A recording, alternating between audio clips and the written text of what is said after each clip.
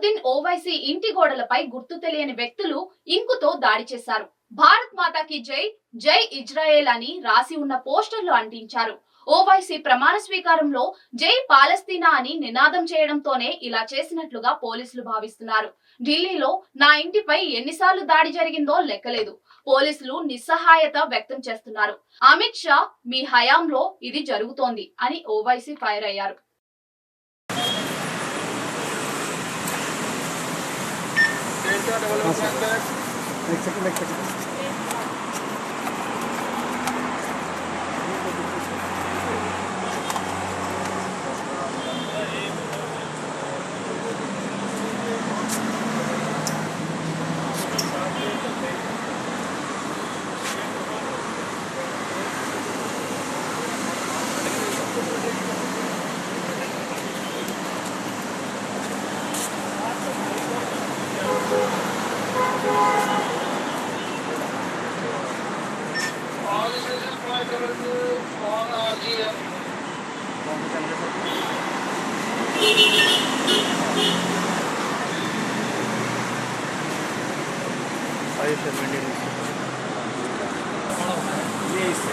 साफ वाला back out कर देगा।